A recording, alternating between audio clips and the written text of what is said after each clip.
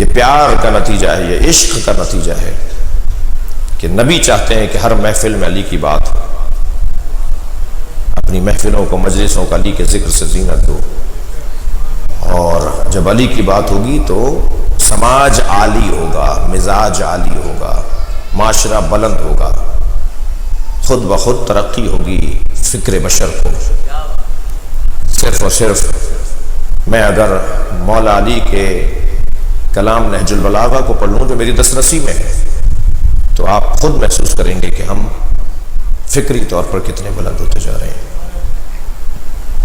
انفسنا وانفسکم، ہم اپنے نفسوں کو لاتے ہیں، تم اپنے جیسوں کو لاؤ، ہم اپنے جیسوں کو لاتے ہیں، اور اپنے جیسوں میں مولا علی کا وجود ہے۔ علی کو دیکھ کر نبی رو رہے ہیں، یا رسول اللہ آپ کو کسی چیز نے تکلیف پہنچائی؟ فرمایا میں جب تمہیں دیکھتا ہوں تو میں سوچتا ہوں میرے بعد تم پر کیا گزرے گی۔ اے علی، ہاتھ پکڑ کر کہا علی مجھ سے وعدہ کرو، میری وجہ سے تمہیں تکلیفیں اٹھانا پڑیں گی مگر تم تلوار نہیں اٹھاؤ گے۔ یا رسول اللہ، اللہ اور اللہ کا رسول جو چاہتا ہے وہی ہوگا۔ کہ علی وعدہ کرو تمہاری زوجہ پہ ہاتھ اٹھایا جائے گا مگر تم بدلہ نہیں لو گے۔ فرماتے ہیں اگر میں نے رسول اللہ سے عہد نہ کیا ہوتا، اللہ اکبر، 12 مہر لگی ہوئی دستاویزات جبریل لے کر آئے، کہا یا رسول اللہ یہ آپ کے 12 جانشینوں کے احکامات ہیں، اللہ نے آپ کے 12 خلفاء کے احکامات بھیجے ہیں۔ مولا علی نے اپنے حصے کا کھولا، باقی امام حسن کو دے دیے، امام حسن نے اپنے حصے کا کھولا، امام حسین کو۔ ہر امام اپنے اپنے حصے کے احکامات جو اللہ کی مشیت ہے، جو اللہ ان سے چاہتا ہے، انہیں بتا دیا کہ کیا ہونا ہے، تمہیں کیا کرنا ہے، وہ کھولتے تھے اور اس حکم کے مطابق اپنی امامت کے ایام کو گزارتے تھے۔ علی کو پہلے سے پتا تھا، یہ بچہ پوچھتا ہے اس وقت علی کہاں تھے جب دروازہ گر رہا تھا؟ علی وہیں تھے، علی دیکھ رہے تھے، یہی تو امتحان تھا نا علی کا۔ فرماتے ہیں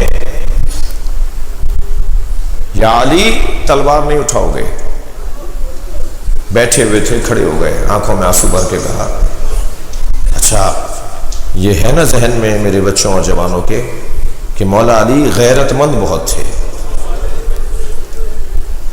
جی، جناب زہرا کی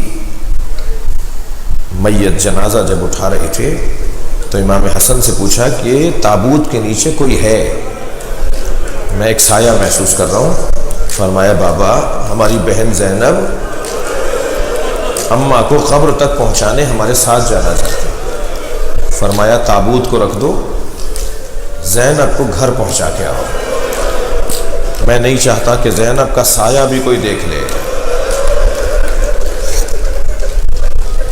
جو علی اپنی بچی کا سایہ بھی، میں نے پڑھا کہ جب نبی کے مزار پر جناب زینب جاتی تھی نا تو رات کی تاریکی میں لے جایا جاتا تھا تاکہ شہر بند ہو جائے اور کوئی اجنبی رستے میں مل نہ جائے، اور اگر مل بھی جائے تو حلقہ بنا کر جناب زینب کو لے کے جاتے تھے۔ امام حسن آگے چل رہے ہوتے تھے، امام حسین پیچھے چل رہے ہوتے تھے، محمد حنفیہ دائیں، عباس بائیں، اس سجا کر اہتمام کے ساتھ جناب زینب کو لے جاتے تھے۔ مولا علی کہاں تھے؟ مولا وہیں تھے، مولا دیکھ رہے تھے۔ تبھی تو مولا کو اول مظلوم کہا گیا ہے، سب سے بڑا مظلوم علی۔ اللہ اکبر۔ ایک صاحب کہنے لگے میں نے اپنی زوجہ کو ایک تماچا مارا، ہمارا جھگڑا چل رہا تھا، انہوں نے مجھے پھر ایک جملہ کہہ دیا، میں نے غصے میں آ کر اپنی زوجہ کو ایک تھپڑ مار دیا۔ 3 دن کے بعد مجھے احساس ہوا کہ مجھے مارنا نہیں چاہیے تھا، تو میں نے اپنی بیوی سے، وہ فرماتے ہیں میں نے اپنی بیوی سے معافی مانگی، مجھے معاف کر دو، میں نے تم پہ ہاتھ اٹھایا۔